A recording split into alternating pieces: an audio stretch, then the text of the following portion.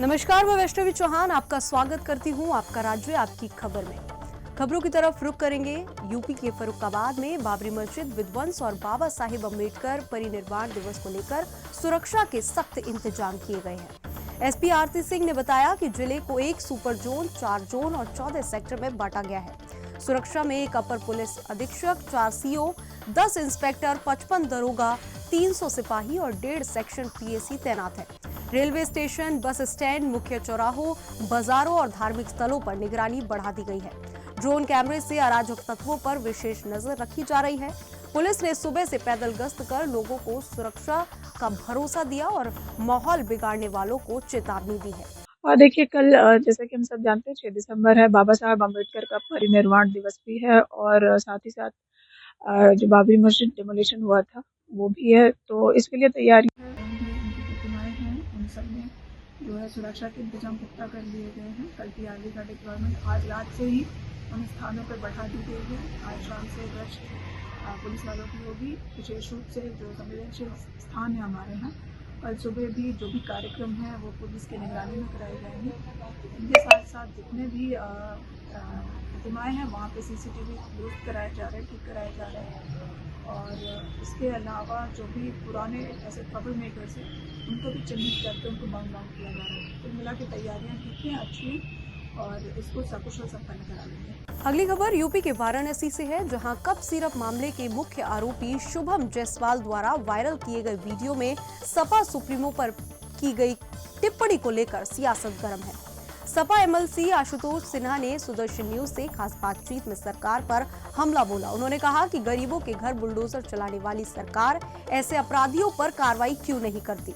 आशुतोष सिन्हा ने आरोप लगाया कि बिना सत्ता और रसूखदारों की पर्दे के पीछे मिलीभगत के इस तरह के अपराध संभव नहीं होते। उन्होंने कहा कि पीड़ित परिवार को न्याय दिलाने में सरकार पूरी तरह नाकाम रही है, जिससे जनता में गुस्सा है। देखिए, लगातार अगर इस तरह की घटना घटी तो क्यों भाग के चले गए और आज क्यों पुलिस खोज रही है उनको।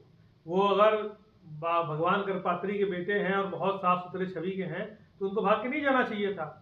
और जो लोग उनके पीछे छुपे हुए हैं, जो लोग स्क्रिप्ट बना के उसको दे रहे हैं बोलने के लिए, हम तो उत्तर प्रदेश सरकार से मांग करते हैं कि ऐसे लोगों के ऊपर कार्रवाई सबसे पहले होनी चाहिए। और लगातार हमारे आपके जीवन से खिलवाड़ हो रहा है और ऐसी जगह पे हो रहा है जो देश के प्रधानमंत्री जी का संसदीय क्षेत्र है। ऐसी जगहों पे इस तरह की घटना घट रही है।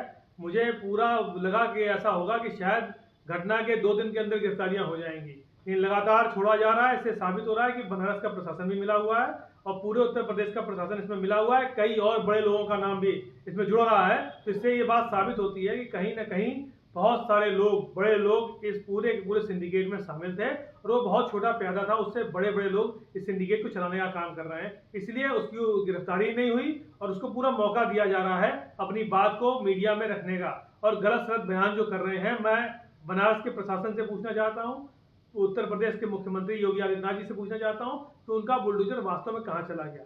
उनका बुलडोजर, जब एक गरीब कोई अगर छोटी घटना भी हो जाती है तो गरीब इधर बुलडोजर चलता है, उसका एनकाउंटर किया जाता है। इतनी बड़ी घटना घट गई और बनारस की पुलिस क्या कर रही है, क्या कर रही है उत्तर प्रदेश की पुलिस, अब तक गिरफ्तार क्यों नहीं कर पाई उसको। उसके पीछे जो इस षड्यंत्र के पीछे जिन लोगों का संरक्षण था उन लोगों के ऊपर क्या कार्रवाई हुई, उनके ऊपर कोई कार्रवाई उत्तर प्रदेश सरकार नहीं कर रही है। और छोटे छोटे लोगों को पकड़ के एक वो दिखाना चाह रहे हैं कि हम बहुत बड़ी कार्रवाई कर रहे हैं, लेकिन अभी तक मुख्य आरोपी गायब है। मुख्य आरोपी को संरक्षण देने वाले लोग आज भी खुले घूम रहे हैं सड़कों पे, उनके ऊपर कोई कार्रवाई नहीं हो रही है। इससे साबित होता है कि उत्तर प्रदेश की सरकार खुद इस पूरे खेल में शामिल है। इस पूरे वीडियो के माध्यम से उसने ड्रग के कई सारे अधिकारियों के ऊपर भी आरोप लगाया, कहा कि मुझे झूठा फंसाने का काम किया जा रहा है। कल धर्मेंद्र यादव ने जब सदन में यह मामला उठाया, उसके बाद आज उसका वीडियो तेजी से वायरल हो रहा है। तो क्या लगता है कि कहीं ना कहीं राजनीतिक संरक्षण भी उसको प्रदान हो रहा है या कुछ ऐसी चीज? देखिए, लगातार जिस तरह से मैं आपको पहले ही मैंने बताया कि पूरी तरह से ये राजनीतिक संरक्षण इसको मिल रहा है। और मैं आपको ये बताना चाहता हूँ, ये धंधा आज से नहीं हुआ, 1-2 महीने से नहीं चल रहा, ये कई सालों से चल रहा है। और जो अधिकारी इसमें शामिल हैं, क्यों नहीं प्रशासन ने अभी तक किसी अधिकारी की गिरफ्तारी की। इतना बड़ा सिंडिकेट चल रहा था, 1000 करोड़ से ज़्यादा का जो सिंडिकेट चल रहा था, जिसमें कई लोगों की जानें चली गई।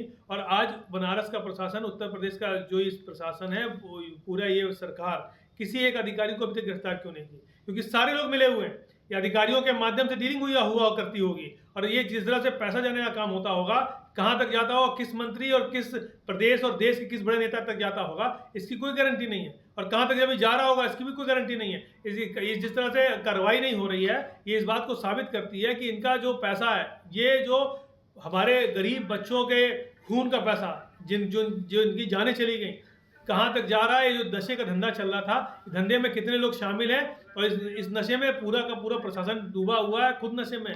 और सब शायद इन्होंने खुद सिरप पी लिया है प्रशासन ने, और नशे में है, और ये कोई कार्रवाई नहीं कर पा रहे हैं। मुझे बहुत अफसोस के साथ कहना पड़ रहा है कि हम इससे सिर्फ बनारस की छवि नहीं खराब हो रही है, क्योंकि ये सिंडिकेट बनारस का था और कई प्रदेशों में चल रहा था। तो उस पूरे प्रदेश में, पूरे देश में बनारस का नाम खराब हो रहा है। यूपी के सीतापुर पहुंचे उत्तर प्रदेश के उप मुख्यमंत्री बृजेश पाठक ने एसआईआर अभियान को लेकर अहम बैठक की। दोपहर में भाजपा जिला कार्यालय मलहुई में समीक्षा बैठक की गई, जिसमें बूथ प्रबंधन और जन जागरूकता पर चर्चा हुई। इसके बाद उन्होंने बूथ संख्या 216 पर घर घर संपर्क कर एसआईआर अभियान का संदेश दिया। साथ ही विजय लक्ष्मी नगर में मुनींद्र अवस्थी के घर पहुंचकर शोक आवेदना व्यक्त की। पूरे दौरे के दौरान सुरक्षा व्यवस्था चाक चौबंद रही। वहीं एसपी अंकुर अग्रवाल ने हर महत्वपूर्ण स्थान पर पुलिस बल तैनात किया। उप मुख्यमंत्री का दौरा संगठन की मजबूती और अभियान को गति देने पर केंद्रित रहा। आज सीतापुर जनपद में एसआईआर को लेकर के जन जागरण कार्यक्रम के अंतर्गत कुंडी खटखटाओ अभियान में सीतापुर में गांव गली मोहल्लों में जाकर के घर घर संपर्क करके गणना प्रपत्र फार्म जमा करने के लिए हम सब कार्यकर्ता आग्रह कर रहे हैं। इससे पहले सीतापुर जनपद के भारतीय जनता पार्टी कार्यालय में अपने कार्यकर्ताओं के साथ, पदाधिकारियों के साथ, माननीय विधायक गणों के साथ, जिला पंचायत अध्यक्ष और सभी चेयरमैन, ब्लॉक प्रमुख के साथ हमने एक बड़ी समीक्षा बैठक भी की है। सीतापुर जनपद में मैं प्रत्येक नागरिक से अनुरोध करता हूं कि सभी लोग अपना गणना प्रपत्र फार्म जमा करके मतदाता सूची को पारदर्शी और निष्पक्ष बनाने में भारत निर्वाचन आयोग की मदद करें। इस दिशा में भारतीय जनता पार्टी के कार्यकर्ता आपसे लगातार संपर्क कर रहे हैं।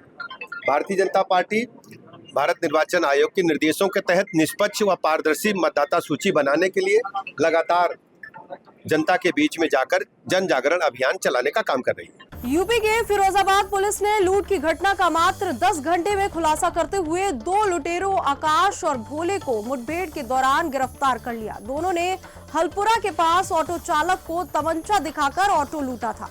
मुखबिर की सूचना पर पुलिस ने ममता डिग्री कॉलेज अंडरपास के पास घेराबंदी की। पकड़े जाने पर आरोपियों ने फायरिंग की, जिसमें आकाश घायल हो गया।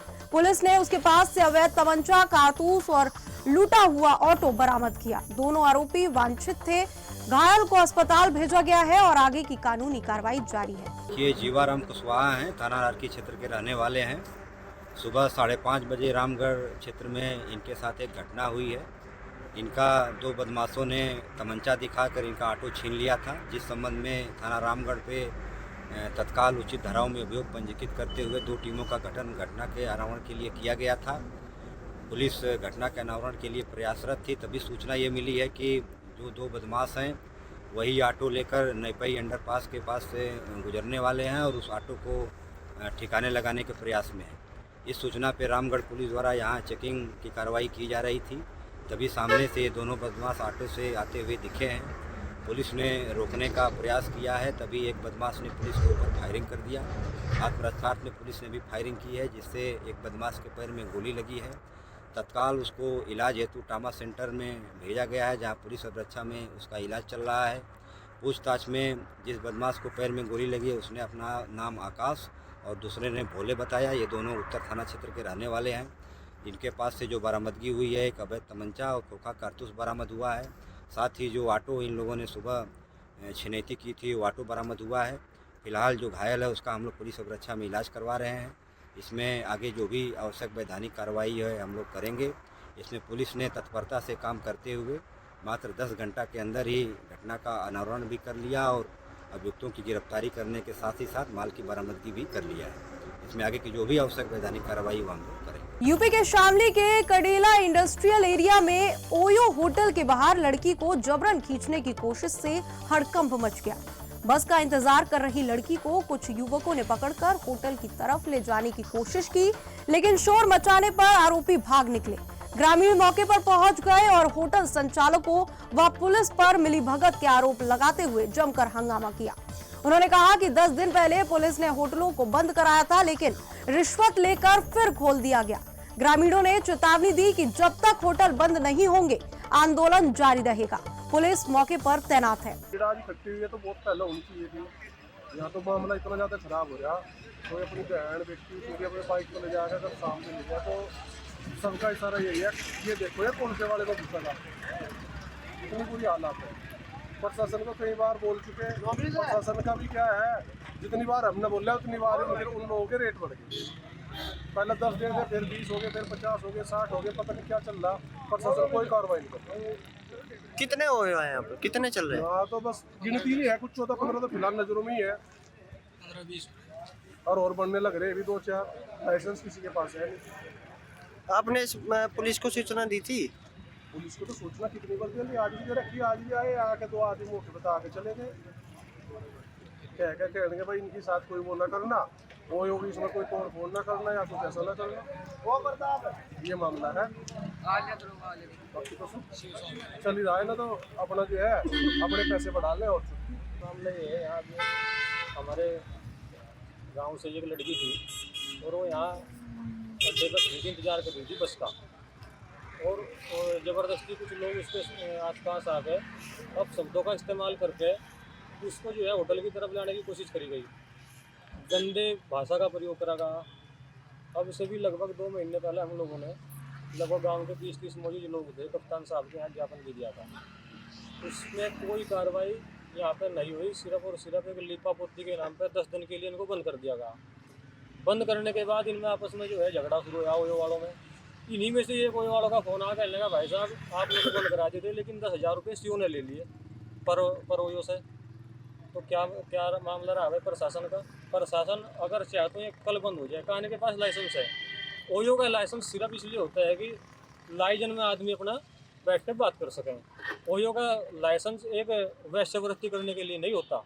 ये तो तमाम लोग खड़े चारों पट्टियों पे, अगर कोई कार्रवाई नहीं होती तो यहाँ पर धरना प्रदर्शन होगा, रोड को बंद किया जाएगा। इसकी सूचना आपने पुलिस को दी थी? इसकी सूचना हमने पुलिस को भी दे दी, अब भी दे दी, पहले भी दे दी। पुलिस मौके पर आई है क्या? पुलिस अभी चौकी इंचार्ज मौके पर आया था, लेकिन अब हमारी बात एसपी साहब से भी हुई और इंस्पेक्टर साहब से भी हुई। वे कह रहे कि हमारे यहाँ मौके पे आके बात करें। अभी तक कोई मौके पर नहीं पहुँचा? अभी तक चौकी इंचार्ज आया था, लेकिन इंस्पेक्टर साहब नहीं आए। स्थिति इतनी खराब है, यहाँ के क्षेत्र के लोग अगर अपनी बहन या माँ को बैठाकर भी मोटरसाइकिल पर यहाँ से निकलेंगे, उसको भी उसी नज़र से देखा जाएगा कि ये देखो ये किसको बैठा के जा रहा है। इतनी स्थिति खराब है। सड़कों पे जो है वैश्यवृत्ति हो रही है, सड़कों पे सारेबाजी हो रही है। इतनी बुरी स्थिति इस क्षेत्र की है, इसने दिल्ली भी घटा दिया।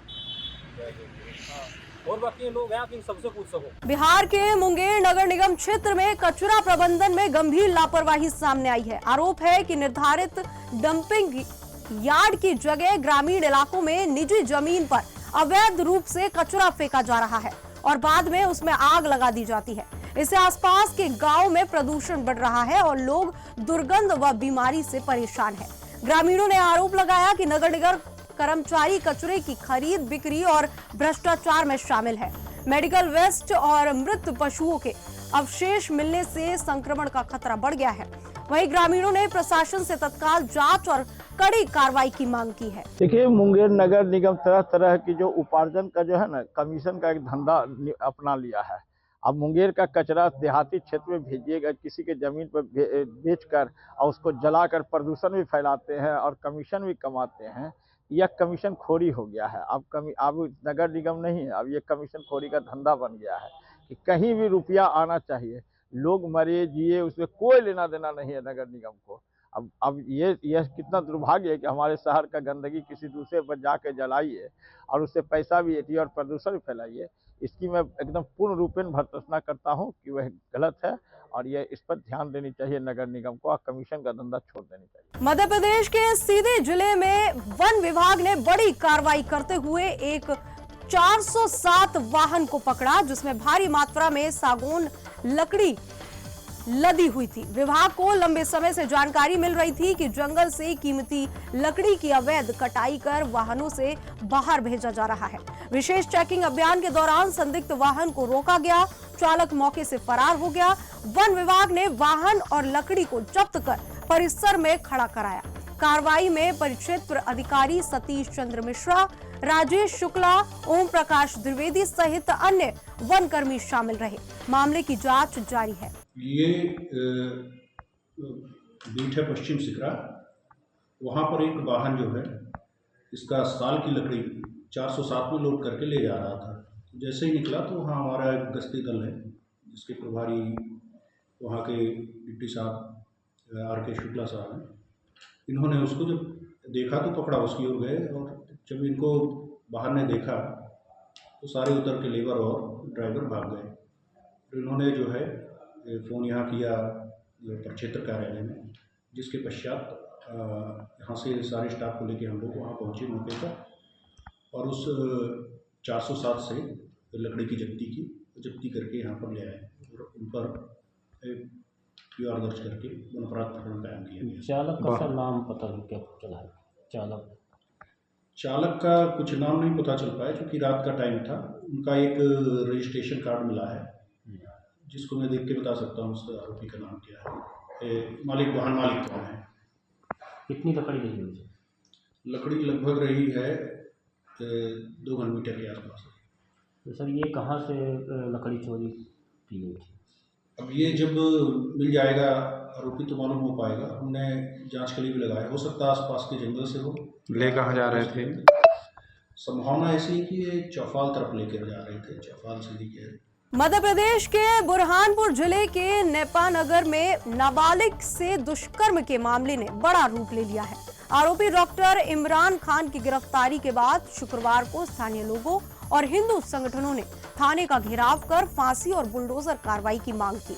पुलिस के अनुसार पीड़िता ने थाने में आकर बयान दिया, मेडिकल कराया गया और साक्ष्य मिलने पर पॉस्को व SC/ST एक्ट में केस दर्ज कर आरोपी को हिरासत में लिया गया। थाने के बाहर तनाव बढ़ने पर अतिरिक्त पुलिस बल तैनात किया गया। पुलिस CCTV और तकनीकी साक्ष्य की जांच कर रही है। मामला फास्ट ट्रैक में आगे बढ़ेगा। बुरहानपुर जिले के ग्राम नेपानगर तहसील में एक नाबालिग बालिका के साथ में घृणित अपराध किया गया है, जिसे एक डॉक्टर इमरान खान द्वारा क्लिनिक में इलाज कराने के दौरान उसे इंजेक्शन लगाकर बेहोश किया गया और बेहोश करने के बाद में उसके साथ दुष्कर्म किया गया। दुष्कर्म करने के बाद में जब बालिका को होश आया तो उसने पाया कि मेरे साथ दुष्कर्म हुआ है। घर में ये बात बताई गई, चूँकि गरीब परिस्थिति होने की वजह से और दलित समाज की होने की वजह से बात को वहीं दबा दिया गया। लेकिन डॉक्टर वहाँ नहीं रुकते हुए बार बार एक कृत्य किया, उसने बार बार एक कृत्य किया। ये मामला 6 महीने चलता रहा कंटिन्यू। फिर जाके घर वालों को मालूम पड़ा कि बच्चे में ऐसा हो रहा है, तब जाके परिवार ने नेपानगर थाना क्षेत्र में इसकी FIR करवाई और FIR के बाद इस पर कार्रवाई के लिए उसे अरेस्ट किया गया। लेकिन ये मामला यही नहीं रुकता है, क्योंकि नेपानगर क्षेत्र के अंदर लव जिहाद की पहला मामला नहीं है। इसके पहले भी एक मामले के अंदर एक हिंदू युवती का, दलित युवती बच्ची का गला काटकर हत्या की गई थी, क्योंकि उसे धर्मांतरण करने के लिए मजबूर किया जा रहा था। अगर धर्मांतरण नहीं करोगे तो उसके बाद में गला काट दिया जाएगा। ये पहली घटना वो हुई। सेकंड घटना शिकारपुरा बुरहानपुर में हुई और तीसरी घटना भी फिर लव जिहाद की बड़ी घटना हुई है, जिसमें एक नाबालिग बच्ची को बार बार बलात्कार किया गया। फिलहाल इस बुलेटिन में इतना ही। देश और दुनिया की तमाम खबरों के लिए हमारे साथ बने रहे और देखते रहे सुदर्शन न्यूज। जय हिंद।